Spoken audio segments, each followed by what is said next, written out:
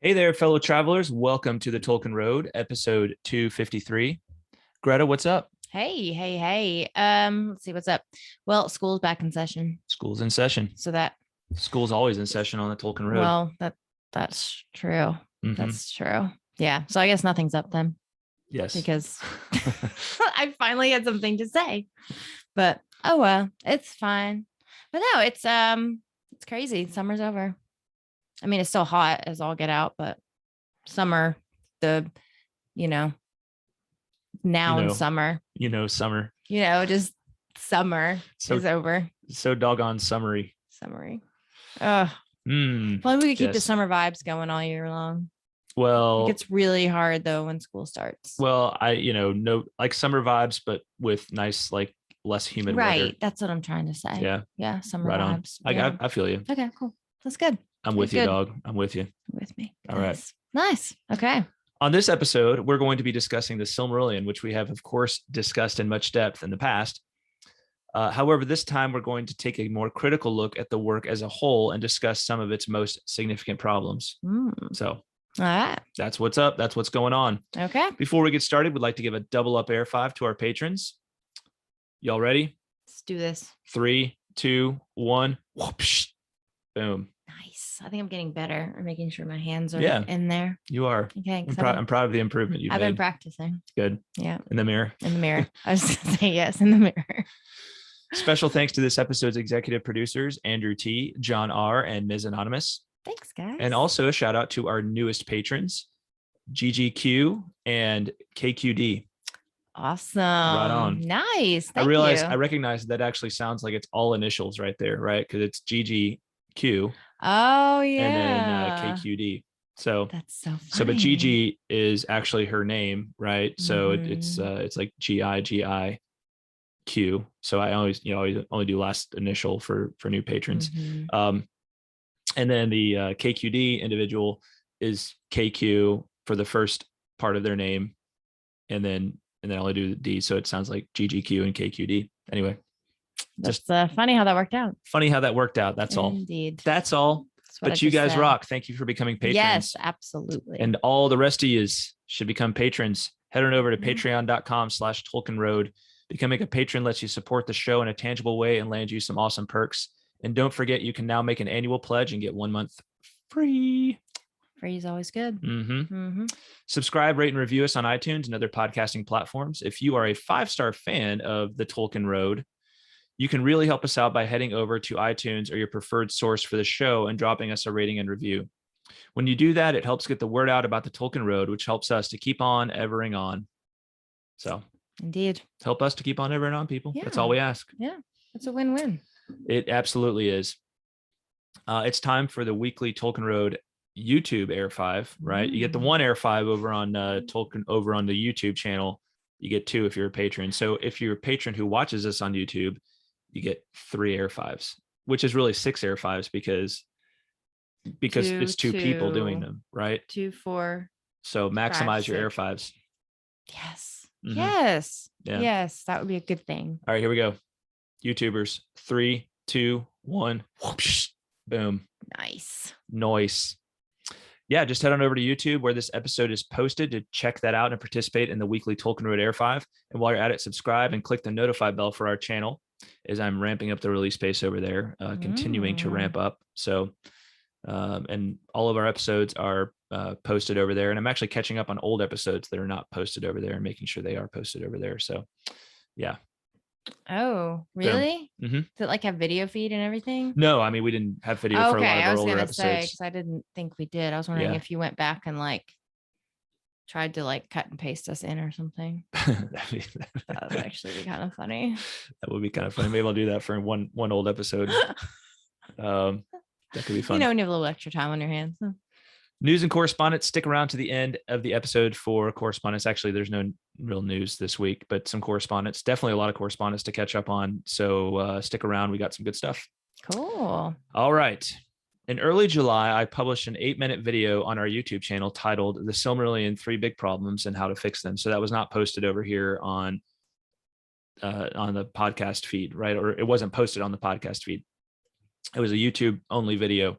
And so the subject of the video was the Silmarillion, 3 big problems and how to fix them. For many Tolkien fans, even asserting that there are problems with a work like the Silmarillion might be considered borderline blasphemy.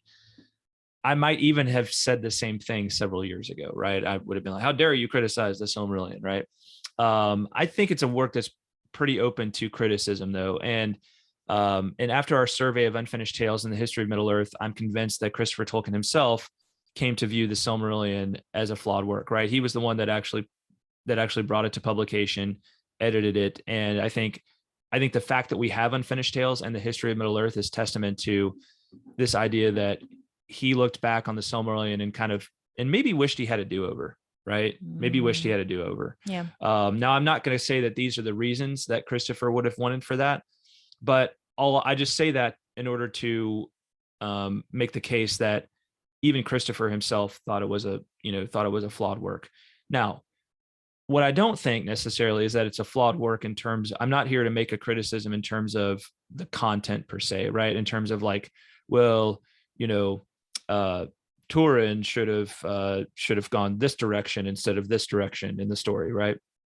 That's not the kind of criticisms I'm really here to make. It's more about how the work is presented, right? And some things that I think could have made it a work that would have been much more accessible to most readers and have not had it be such a challenging thing for them in the first place. So we're going to dive into the reasons I give in this video and unpack those a bit more. Let me start off by saying that I truly love the Silmarillion. However, let's state 2 very important things about it. First off, Tolkien himself never completed it, and it was Christopher's first major stab at bringing his father's unpublished Middle Earth writings to the world. So imagine yourself in Christopher's shoes, having to pick up the pieces of his father's life's work, right? Literally life's work, a thing that he started writing in over 50 years before his death, right? And he spent the next 50 plus years working on and having to pick all of that up and figure out, okay, what deserves to be published and what doesn't. So it was not completed by Tolkien himself. Second, it's a notoriously difficult work, even for folks with a great deal of motivation to read it. I'd be willing to bet the majority of people who attempt the Silmarillion find it way more challenging than the Lord of the Rings, and many of them probably don't complete it on their first attempt. So Greta, would you agree with those 2 things? Oh, yeah, for sure. For sure. I mean, and I think we've talked about this on previous episodes too, just the immensity of that task. I mean, that Christopher even was willing to undertake it. I feel like speaks very highly to how important these works were to him, and also to the depth of his relationship with his father, that he wanted to make that happen. Cause I mean, it had to be beyond overwhelming, all of that.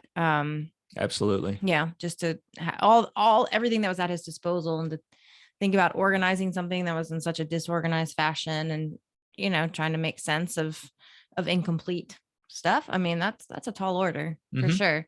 And yeah, I think the only reason I actually finished the Silmarillion my first time through is because I had to. Like, I had Cracking the whip.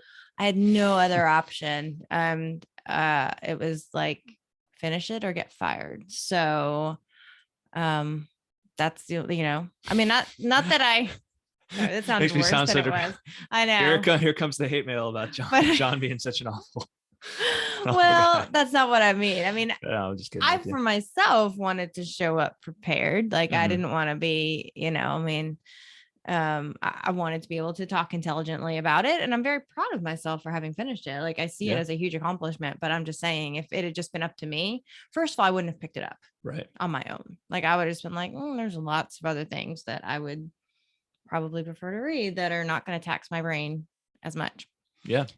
So not only did the podcast give me the motivation to pick it up in the first place, but also the motivation to get through it. I will say one thing about you that I don't think you gave yourself credit for right there, is that once you start a book, you are stubborn about finishing it. That's actually true. That's actually true. I see we've had so many conversations where Greta will be reading some book and she'll say I really don't like this book. And I'll be like, okay, we'll just start another book. And she'll be like, but I have to finish it.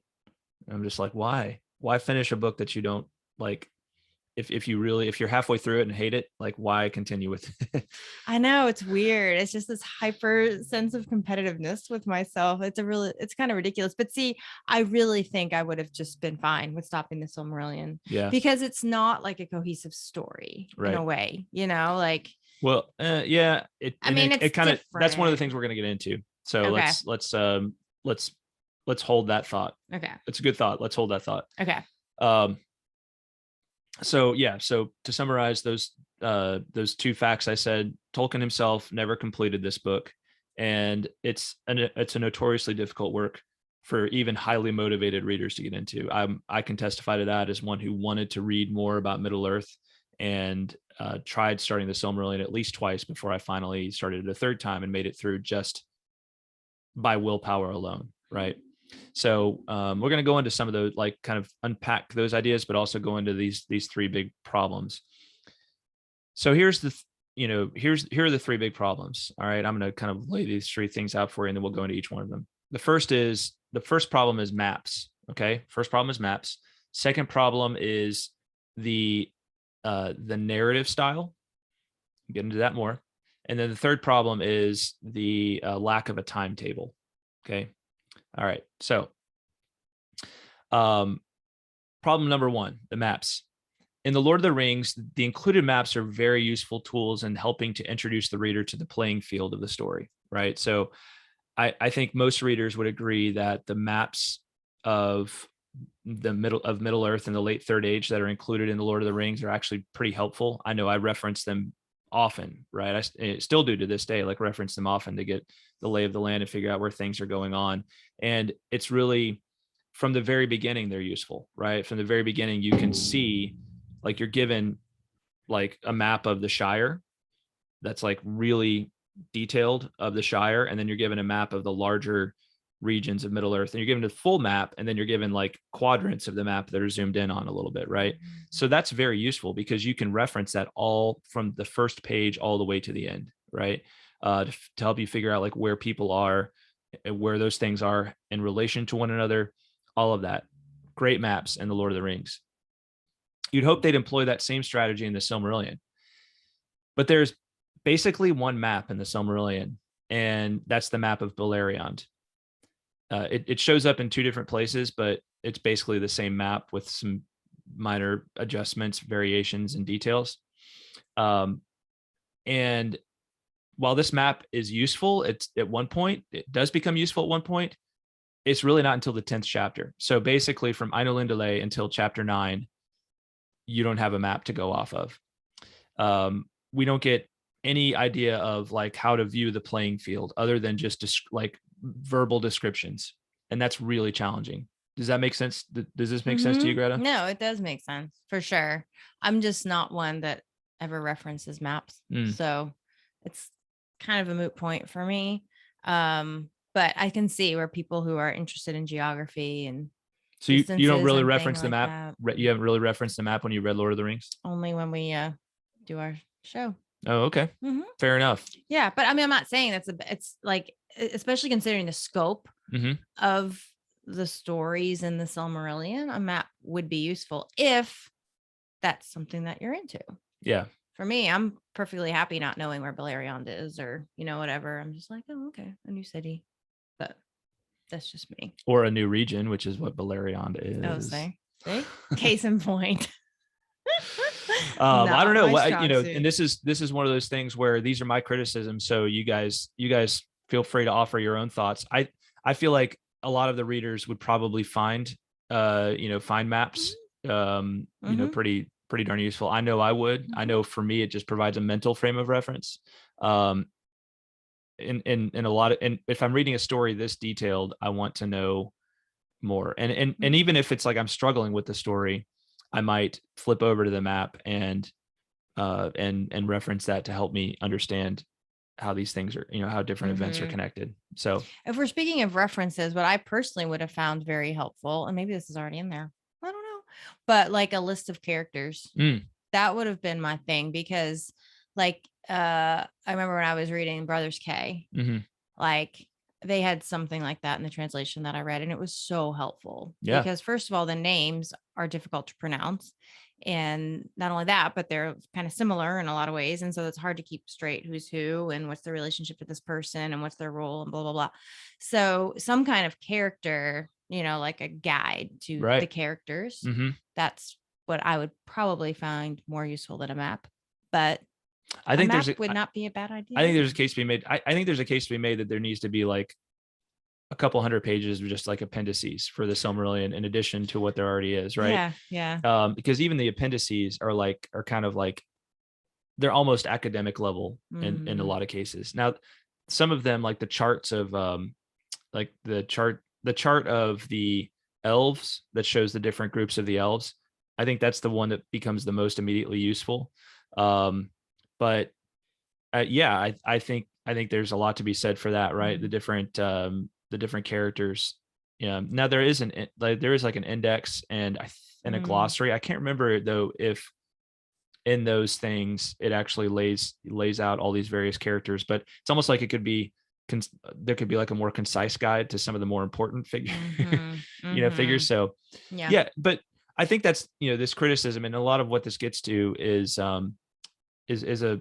there need to be more like helpful references and introductory kind of material to ground the mind in this new reality you're stepping into, right? Absolutely. This is not a beach read. Like, this is like a huge undertaking to read, and any kind of support that can be offered, I think, would definitely improve readers' chances of success. I think that you should know I listened to part of the Silmarillion at the beach this year. It's different listening to a book than reading it. I could read it too. Huh? I could read it too, but it would not be something It would not be something I'd want to start. Like if I had never read it before, I don't think it could be a beach read. If you've read it, you know what's going on, then you can. It's more easily accessible as a beach read. And if you, yeah, that makes sense. Yeah. Also, Olmo would take offense at it not being a beach read. That is true. That is true. Yeah, he might send a big tidal wave up on you. I just like to not use my brain very much at the beach, so. The Silmarillion requires lots of brain gymnastics and workout. And that's just my speed. Fair enough. So let me continue on with this thread a little bit, even though you might disagree a little bit, Greta, because I'm gonna keep going with it, right? Do it. Yeah. So I said, like, while the map of Beleriand does become helpful around the 10th chapter, it's not useful before that, and actually a bit confusing because we're not told when it becomes useful, right? So if it had said like this doesn't become relevant until chapter 10, then that would be helpful. But you like look at this map and you're like, okay, I literally remember reading this, like picking up the Silmarillion for the first time after I had read Lord of the Rings and being like, all right, can't wait to check this out. And I like open up the map, and the first thing that occurred to me is like, is this Middle Earth? Like, this doesn't look anything like the Middle Earth of that I'm familiar with. So you're immediately like, where is this? Is this some alternate version of Middle Earth? What's going on here? So it can be misleading in the sense of like it causes your mind to go somewhere else, and it takes a while until you realize the connection that, oh, here's the arid Lewin over here, the Blue Mountains over here to the east on Beleriand map, and that's the place over here to the west on the Middle Earth map, right? So what happened to all this land, and you're like, curious. So it's a little misleading in that sense, and it's also misleading in the sense of like you might be using it like from the very beginning when they're talking about Valinor and the Isle of Almarin, and thinking to yourself like where is this stuff on the map? I don't see it on this map that's included here. So again, it's not just that there aren't enough maps, it's also that the one map that's included can mislead you if you don't understand what it is from the beginning, right? Does that seem a little more valid to you? The only thing worse than to me than a map is a poorly constructed map or a hard to read map. If a map is well laid out, I can appreciate it. Yeah. But a confusing map is worse than no map at all. Hey, that's a good point. That's actually a really good point. You heard it here from Greta first. Can we put that on a t-shirt? Deep thoughts by Greta. A confusing map is better than no map. It's worse. It's worse than no map at all. That's right. I like that. I really like that, actually. Oh, well, thanks. Yeah. It's been inspired. Boom. Moment of inspiration. All right. So finally, there's no indication of where Angband is. So we get this map of Beleriand, but then they leave out like one of the places you probably most want to know the location of, which is where Morgoth is staging all of his misdeeds from, right?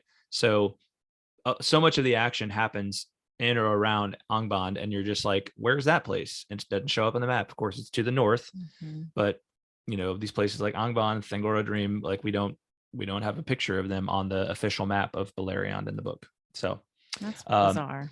Yeah. So, I'd love to see a future edition that features several more maps that indicate what parts of the book pertain to, that indicate what parts of the book those maps pertain to, because this is a world that really shifts and grows and changes a lot over the course of just this one book, right? The Silmarillion, right? It'd be really good to have, and man, there's some great map artists that have done really cool maps, out there on the interwebs. I've linked to some and used some in various videos, but you can just go over, like I usually do all my research for that kind of thing over on deviantart.com, which probably sounds worse than it actually is, but like it sounds like you're gonna get some like bad art, and there is like probably art that that kids shouldn't be looking at over there, but it's not like it's right in front of your face. So I go over to DeviantArt and I check out, I like look for maps of Beleriand or something like that, and some cool stuff comes up. So anyway, if you want more maps, go over there, and there's some good stuff to view over there. I might include a link to like a search for on DeviantArt for Tolkien maps or something like that over there for you to check out. So cool. Yeah, it would be nice to have that all in one place though, so that I just know that when I'm reading a book, it's one of the reasons I love my Kindle is if I like don't know what a word means or something, I can just like click on it. Yeah. Because it's kind of a pain to like be reading the book and be like, oh, let me go to my computer and Google a map. Because then you end up on rabbit trails and you never get back to the book. I do really like your suggestion of having like a list of characters, maybe just a more concise list of characters, even from the beginning, that kind of that tell us what's important and that sort of thing, or in the appendices, or even just some footnotes. I mean, I feel like books that I've read that include footnotes like are immensely helpful. It doesn't even have to be characters. It can be just something that maybe the reader wouldn't be familiar with. Yeah. That happens a lot, like in Russian literature. I feel like that certain translations are really good at, pointing out kind of the nuances that the reader might miss, and that can be pretty easy. Some are at the bottom of the page, or some you just flip to the back of the book and whatever. So yeah. The important thing is that you give us something, some support, some help. That's right. Yeah. Hold our hand a little bit.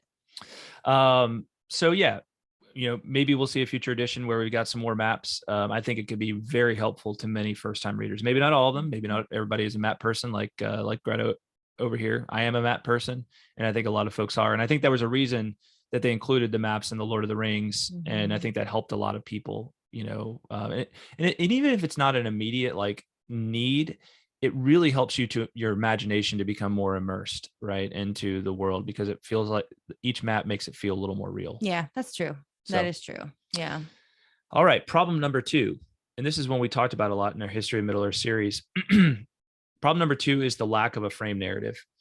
It's not that frame narratives are always required, but one of the things that makes The Hobbit and The Lord of the Rings so successful at introducing a foreign world is the narration. I wouldn't call either of those a frame narrative, but there's a very clear sense that like the narration just plays a huge part in making those stories successful, and and giving you a pretty like on the spot point of view in a lot of cases. In the Silmarillion, it often feels a little disembodied to me. It doesn't have it has a very like overview perspective, right? Like kind of a managerial perspective in a way, right? Instead of having like that warmth of communication in the sense of like sitting around a fire hearing this story told. And that's surprising, because when Tolkien first began writing these tales, there was a frame narrative. In the Book of Lost Tales, we're introduced to Ariel and the Cottage of Lost Play, where many of the stories of the Silmarillion are introduced. So it has that feel originally. Furthermore, the Silmarillion isn't really one story, at least not like The Hobbit and The Lord of the Rings. It's actually a vast chronicle of many different stories and legends that culminate in one grand finale. Right? That's kind of what I was saying at the beginning, right? Like it doesn't have the feeling of a cohesive story. Right. I mean, like it's a story like Beren and Luthien seems very much like a standalone. And it is. I mean, it is. It has its own book now. I mean, and so it's really kind of hard to be like, okay, well, where does that fit into the stuff that I've read before that and the stuff that's coming after? Like it makes it kind of hard to connect the dots. Yeah, in a way, with some of these stories, like Beren and Luthien, the Fall of Gondolin, like these stories were even precede the rest of the Silmarillion, at least the kind of the earliest versions of them. And it's almost like he created these stories and then started to create a mythology to kind of like surround these stories, right? And that expanded out from there. Yeah. So in the video, I liken the Silmarillion to what Marvel did with the Marvel Cinematic Universe. You have different stories which are connected. So we have, Iron Man movies, we have Captain America movies, we have Thor movies, and a whole bunch of others. And then they eventually tie together in the Avengers films, right? So there's and then it all culminates, at least the first couple of phases of the Marvel Cinematic Universe all culminated in the last two Avengers films, right? So you had all these like different characters and their struggles. Like they came together at different other times, and then they finally came together for one like climactic finale in the Avengers. What were they? The Endgame was the very last one. What was the one before? The Infinity War. Infinity War and Endgame, right? It all came together. So that was like their War of Wrath, right? At the end of the first age, right? So it's almost like the Avengers ended their first age, right? So to me, the Silmarillion is a little bit more like that, right? We've got some inciting events that affect everybody, and then we have different stories that kind of result from that, and then these characters come back together from the beginning. I think some kind of improvement of the narrative structure of it, and I like the idea of a frame narrative because this is something that Tolkien was doing from the very beginning. And he's also given us the I think Christopher missed a big opportunity to make the Silmarillion much more popular because his father kind of teed it up for him, right? With the Red Book of Westmarch and this idea that like the hobbits were collecting all this lore. Why not take that? And, his father himself said, hey, I don't know that this will be very successful because there's no hobbits, right? Why not take that and use that as a means to you don't have to give us like huge long stories about hobbits, but just say like, hey, Bilbo and Frodo were having this conversation in Rivendell one day, and Bilbo told him, or Aragorn, even told him about, was like, hey, here's an example, right? You get to the Beren and Luthien story in the Silmarillion, and you say Aragorn and Frodo are hanging out. Excuse me, I'm getting a little verklempt. All right. Aragorn and Frodo are maybe hanging out after the destruction of the ring, and Frodo says, hey, Aragorn, I really want to know more about that story of Beren and Luthien that you were telling us when on the road to Rivendell, right? I thought that was a really fascinating thing. I'd heard Bilbo mention it before. Can you tell me that story, right? So just something like that, right? Yeah. And it wouldn't require, again, a lot of, yes, it would be somebody else doing the writing, but it would not require a lot of it. There's precedent, I guess, is what I'm trying to say, within Tolkien's own works to do something like that, right? Within Tolkien's own mind. I don't think it would violate anything that was like an explicit intention of his. So does that make sense to you? Totally. Yeah. Absolutely. Yeah. All right, great. So problem number 3. And I agree with you wholeheartedly on that point, by the way. Awesome. Yeah. Fantastic. And there's other ways you could have done it as well, but that's just an idea. So yeah, just any kind of frame would be really helpful. Right. Problem number 3 is no timetable. So Lord of the Rings contains Appendix B, which features useful timetables to help us understand the timing of various aspects in the second and third ages. We don't get that in the Silmarillion. And again, we're talking about events that take place over vast periods of time, right? So second age, 3,000 years, third age, 3,000 years. And we get all these lists of events that took place in those time periods, major events, right? And here's the thing, right? Tolkien actually had that material. Now, I don't know for sure that Christopher knew about all of that material when he published the Silmarillion, but the point is that Tolkien had written all of this down, right? He had done multiple versions of basically the Tale of Years for the age, for the story, like for the events that take place in Aman and in Valinor, and also in Beleriand later on, right? And had like written this out in analytic form, right? So again, to me, this is something that could have been an appendix in the Silmarillion, and hopefully maybe will one day, right? That we get nice laid out timetables of all these things happening. And as we know from having first read the history of Middle Earth and then talking to Carl Hofstadter a few weeks ago on the nature of Middle Earth, Tolkien actually kind of started, like, it seems like he actually figured out just how long a Valian year was, right? So we'd actually have some idea of how long of a period of time was going on in Valinor. I think a timetable of events could be a very handy reference for people who feel like they're getting lost in the story, right? Okay, bookmark this, flip over here. Okay, okay, I see where we are in the story, right? Yeah. And when all these things happen. So exactly. And it'd make it serve to make it feel more cohesive. Exactly. You know. Yeah. So I think that could be a pretty helpful thing, all things considered.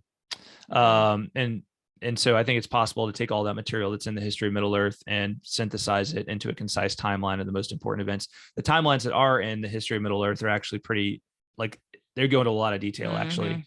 They're actually like paragraphs instead of just like one, this year, this thing happened. It's like a paragraph, little story. Yeah. So maybe not that long, but just nice, short, like in this year, Morgoth or Melkor met with Ungoliant, and this year Melkor destroys the trees, right? There you go. Perfect. Boom. Yeah. All right. So all in all, I'd love to see a future version of the Silmarillion that improves upon what we have by giving us these features. I think it would allow so many more readers to appreciate these stories, which were so important to Tolkien himself, and to more deeply understand the Lord of the Rings as well. And that's a big key, right? Like I love the Silmarillion, and I even love the Silmarillion as published. I just want more people to be able to get into it at the end of the day. And because the more the merrier, as far as I'm concerned, the more that are into it, the more want to talk about it and discuss it and can realize, oh man, these stories are like really important to like more deeply appreciating the Lord of the Rings, which I already love. Right. So why wouldn't I want to know more about this story? Right. Yeah. I mean, it truly does enrich your understanding and appreciation of the Lord of the Rings and the Hobbit. Absolutely. Yeah. Absolutely. For sure. All right. So for this week's patron only bonus episode, we're going to look at and respond to the feedback I received from this video. Many share their own thoughts on frame narratives and maps. Some agreed with me and some strongly disagreed. So I think all the reasons are pretty interesting. I think we had some interesting discussions over there. I encourage you to go over and check out the video, which will be linked to in the show notes. And so go over there and join us. Join us on Patreon as we respond to some of those thoughts and offer some more ideas. I also want to say that we received a message from Keith Matheson, he was on here last year to discuss Tom Bombadil, an article he'd written about Tom Bombadil called The Bombadil Enigma. Keith sent me an article he'd written recently about the ending of the Silmarillion, and he actually said, like, I think there's a fourth problem, and that's the ending of the Silmarillion. So at some point I'm gonna reach out to Keith and try to get him back on the show to discuss that article, because it's a pretty interesting article. Cool. And a lot to say there. So yeah. Nice. So head on over to Patreon for more on this video and more discussion on this video and the feedback we received. Let's hit some correspondence. Oh, yes. All right. We got so much to catch up on, y'all. So it's going to take us a while, but we're going to do our best. Actually, I have a few that I'm going to go back all the way to December of last year. Oh. So the first is from Andrew T. This was sent on December 23rd. Whoa, that's like before Christmas. I know. Dang. So Andrew sent us a message on Patreon and said, I just wanted to say, let me jump down here. Let's see.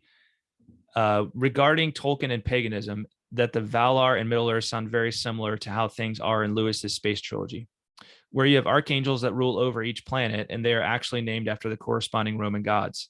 For instance, the archangel of the planet Venus is Venus and Mars is Mars, but they are all subordinate in power and authority to God. I'm sure the folks at Pints with Jack could give more info, and another crossover episode discussing this topic would be very entertaining and interesting. Lastly, if you haven't, which I would be surprised if you haven't, Lewis's Space Trilogy is a must read. So thanks, Andrew. Yes, so great points and great news. In fact, tonight I'm supposed to be recording with Pints with Jack for a crossover episode, and we're going to talk about my Lord of the Rings and religion episodes, and we're going to of course talk about the whole issue of Lord of the Rings and paganism. That's one of the issues that's queued up to talk about over there. So definitely check out that episode on Pints with Jack when that comes out. And I've read the first two of the Space Trilogy. I love Out of the Silent Planet and Paralandra. I remember Paralandra, I think I read in less than 24 hours. And then That Hideous Strength is one that I've got to go back and try again because I've tried it. It's like Lewis's Silmarillion for me. I've tried it a couple of times and it's been a hard one to get started on.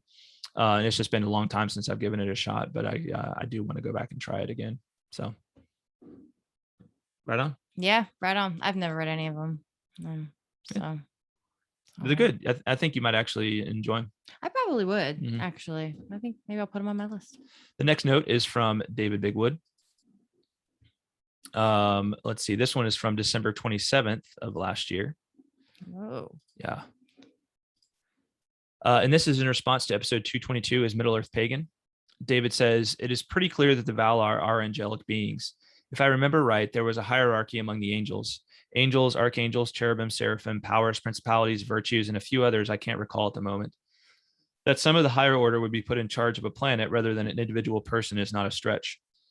The idea of angelic beings being involved with humans was a common thread among the big three Inklings. Lewis had the Osira. Yeah, and he said spelling. He wasn't sure about the spelling of that. And I don't remember the exact word, but you're close. I know it's close. Lewis had those figures in his Space Trilogy. One angelic being in charge of a planet. Williams had the Platonic archetypes appear in our world in the place of the lion. They function as some kind of angelic beings. So yeah, there was definitely, that's like Out of the Silent Planet takes place on Mars, and there's a it's an Oyarsa. That's what it was, an Oyarsa. So you were close. But there's basically an angelic figure who's a created being, but he's a powerful created being. He's in charge of the planet Mars, right? In this story. So really interesting. So yeah, thanks, David. Yeah. Actually, we have another note from David coming up. So just a minute. All righty. Next note is also from December 27th from Mitch M. And this is also in response to his Middle-earth Pagan. Mitch says, I would think that Tolkien's book and lore have multi-purposes beyond entertainment. He can teach you how to understand a hierarchy of angels. Some of the letters of the New Testament mention these characters in other apocryphal writings, i.e. Enoch. The genealogies of the Bible, these are important, and how to use and read the maps included in some Bibles. Tolkien's work introduces people to the concepts of other languages. He translated the Jerusalem Bible, and it was no secret that he did a lot of work on the translation. If one develops a tongue for the Elvish language as a kid, then they may pick up a copy of the New Testament in Greek or pick up a little Latin and read some other ancient writings. Most people who study the Bible seriously and end up picking up tools to help learn other languages to read older editions of the text. I think if someone can digest the Lord of the Rings, then the Bible would not seem so daunting. Most people who pick up a Bible do not understand the different sections, like the Torah compared to the Gospel. They don't have any frame of reference to compare the information to either. The Lord of the Rings universe is not equal to the weight of the Bible, though it really sets up the reader for a better experience with Lord of the Rings under your belt. So good thoughts, Mitch. Yeah. There's a reason the Silmarillion has often been called the Old Testament to the Lord of the Rings New Testament. But I think I've started thinking of Tolkien's Legendarium is almost like their exercises in speculative theology. So like a lot of times people have started calling like fantasy and science fiction under this one banner of speculative fiction, right? It's like, well, what if this were true? And then what would that result? What kind of stories would that result in? Right. Well, to me, it's like, this is kind of like speculative theology. It's like Tolkien is exploring theological ideas through these works. Right. And I think there's some truth in that. I think that's maybe partly what he meant by Lord of the Rings being a fundamentally religious and Catholic work. Right. That he found himself exploring so many of these concepts. And I think, I hope to have Carl Hostetter back on the show eventually, because I think this is something that he's kind of discovered in some of his work, putting the nature of Middle Earth together. So some of these similar ideas, and I'd love to talk about that more with him. Yeah. So it's interesting for sure. Thank you, Mitch. Yes, thank you. Next up is Veronica. We're jumping ahead a little bit to June 12th here. Time traveling. Yes, time traveling. And by the way, we are skipping over some that we still intend to get to, but we will definitely get to those at some point in the not too distant future. So this is from Veronica. This was in response to episode 2, one of our very earliest episodes. Oh, wow. Veronica says, when Gandalf says, "I am the servant of the secret fire, wielder of the flame of Arnor, the dark fire will not avail you, flame of Udun." The imperishable flame and the secret fire seem to represent the same thing, the power of Iluvatar to impart actual being to his thought, the spirit of creation, if you will. Hence, flame of Udun could be read as servant of Morgoth or Balrog from Morgoth's fortress. Just thought you might want to know.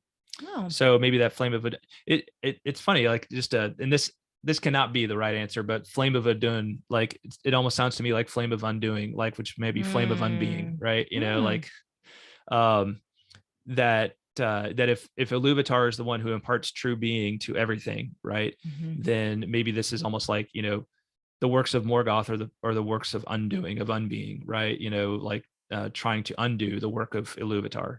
Right. And that's all they're good for. Yeah.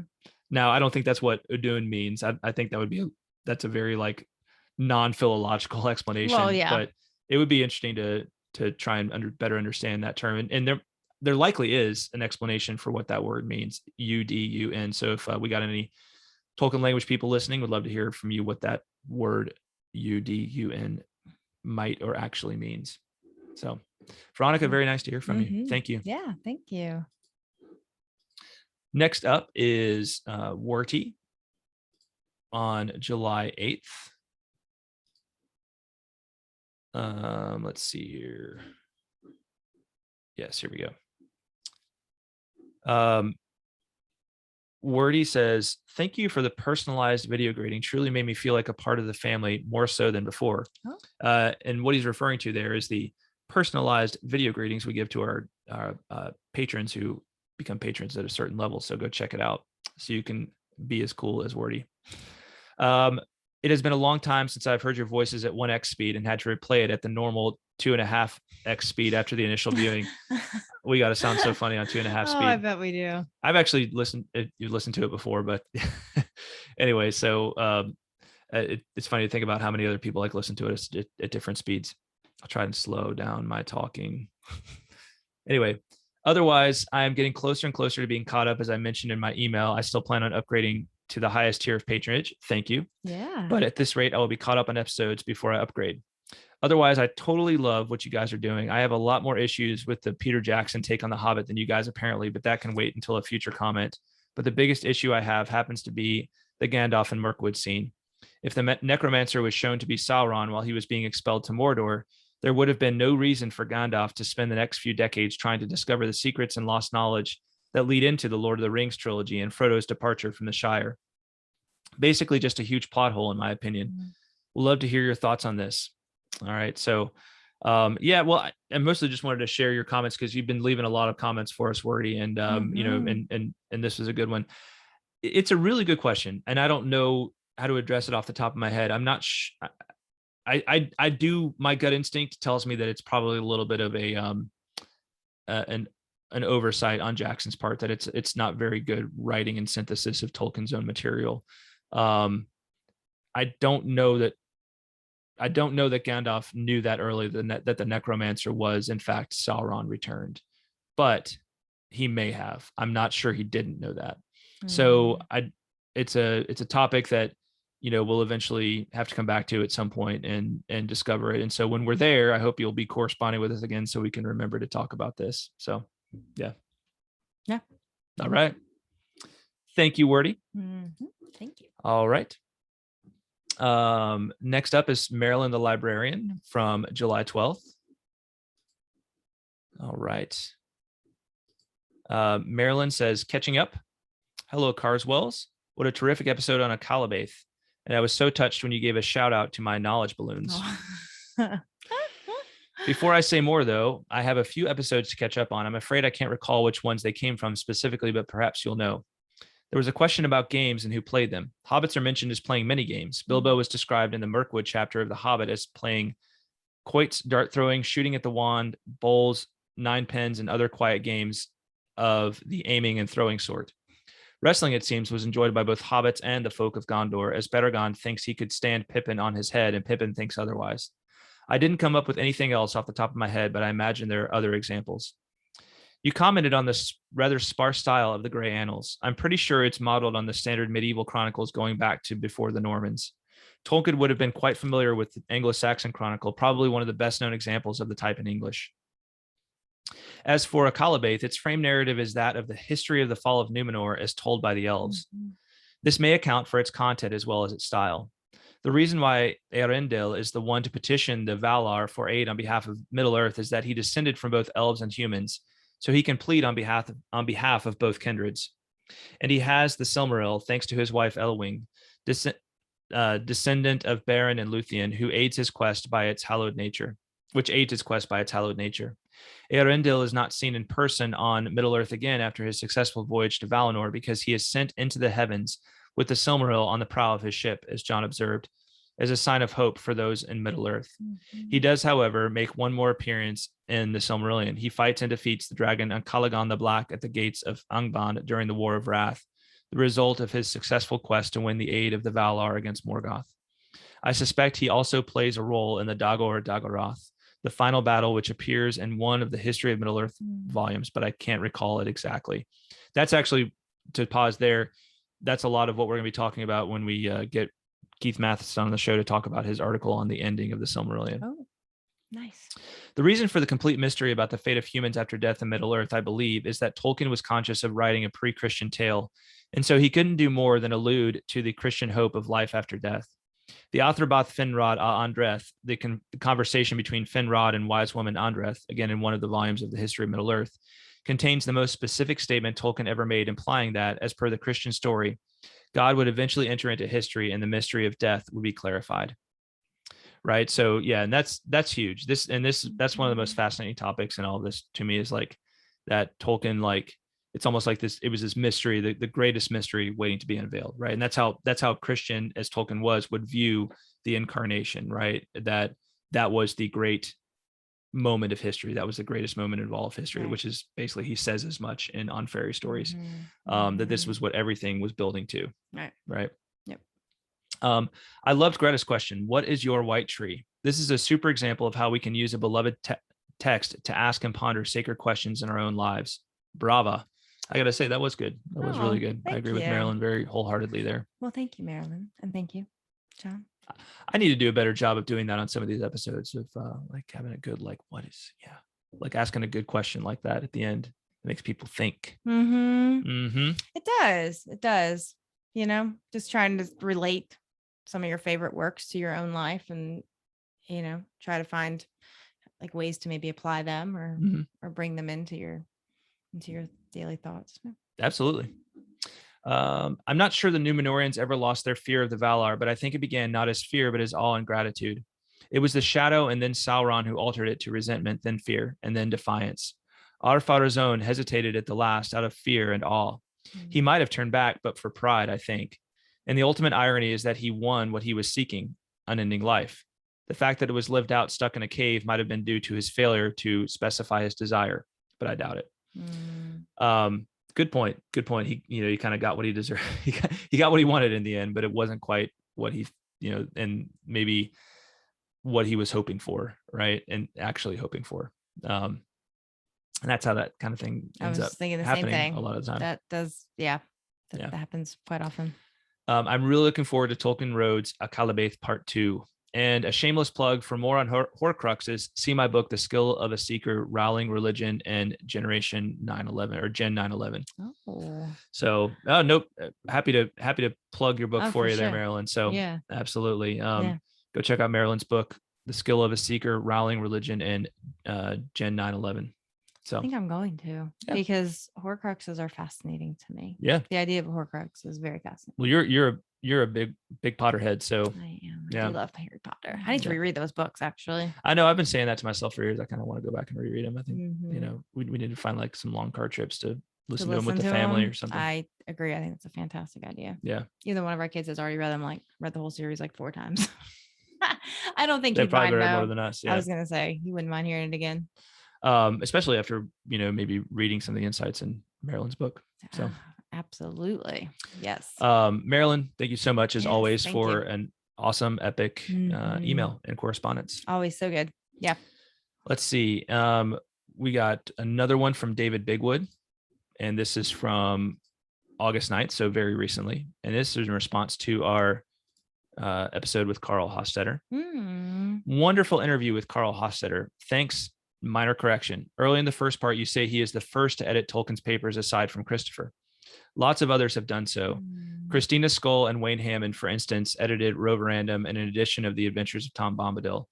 I'm so looking forward to the book, but I was sad to hear him say this is the last material available. I hope he's wrong. I hope he is too. I hope that's like the one thing he is wrong about.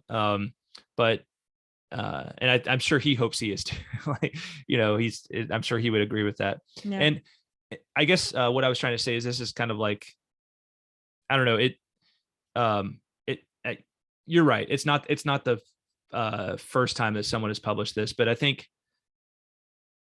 You mean edited? I'm sorry, edited. Yeah. Like, it's a pretty hallmark work, I guess. And it seems like this is the kind of work that Christopher himself would have done, right? It almost seems like it's in continuity with the History of Middle Earth series, right? Even though it's not labeled as such. But you make a very valid point, and I don't want to disrespect the work of those other writers and editors who have done very important work. There's so many that have contributed to this area. I think Carl's book is to me, I just find very exciting, right? That it's that we're kind of getting all this new explanatory material, all this new material where Tolkien is like diving into the metaphysics of Middle Earth, right? Yeah. Very exciting to me. All right, so continuing with David's email. In the second part, you and Carl address the issue of Tolkien's Catholic faith and how that makes some people uncomfortable. It is an important part of his life and certainly should not be ignored. No more than his love of languages, but his professional life or his experience in the First World War should be ignored. To get a complete picture of him and his work, it needs to be considered, and he is specifically Catholic. Just as Bach is Lutheran, and that is a necessary part of understanding his work, or how Groundhog Day is structured on the 7 deadly sins. I did not know that. That's very interesting. The movie Groundhog Day? Oh, I thought, okay, I'm with you now, but now I can kind of see that a little bit, thinking about the movie. I thought he was just talking about like the actual holiday of Groundhog Day. How does that make any sense? How can a holiday be structured? I don't know. I'm here to learn, people. I'm here to learn. Oh, that's funny.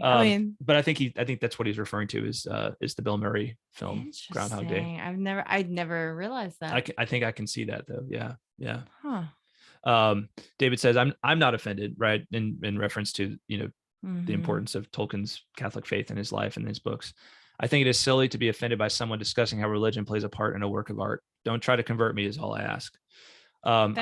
Fair enough. Yeah.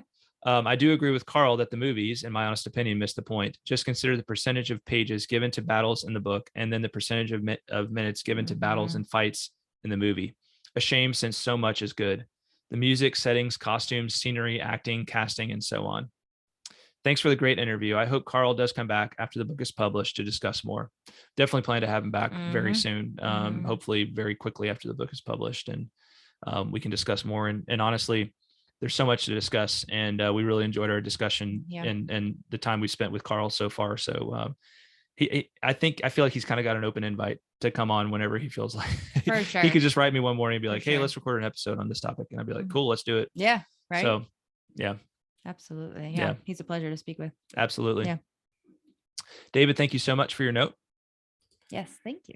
And let's see. Last of all for this episode is from Matthew W. on August 16th. Here we go. Matthew says, slight correction and clarification. Galadriel is half Teleri, quarter Noldor, and quarter Vanyar. Oh, good point. Right. She's got part of all 3 of the elves that come to Valinor in her DNA. She's a complete package. Yeah. You're telling me. Yeah. Man. For sure. Genes, that's for sure. Good genetics. All right. that is it for the correspondence for this episode, y'all. Still got a lot more to get caught up on, but keep it coming anyway, right? We'll get to it eventually. We will get to it eventually. We'd love to hear from you. TolkienRoadPodcast@gmail.com, TolkienRoad.com, Facebook, Twitter, YouTube, etc. All right. Thank you to our amazing patrons, especially the following: Andrew T., John R., Ms. Anonymous, Caitlin of Tea with Tolkien, Shannon S., Brian O., Emilio P., Zeke F., James A., James L., Chris L., Chuck F., Azia V., Ish of the Hammer, Teresa C., David of Pint with Jack, Jonathan D., Eric S., Joey S., Eric B., Johanna T., Mike M., Robert H., Paul D., Julia, and Werty, as well as those celebrating their patron anniversary in August: Tom M., Jonathan L., Henry B., Austin B., and Caitlin H. Thanks, guys. Thank you all so much. And thanks to everybody for listening. We will talk at you next time. Bye, y'all. Bye-bye.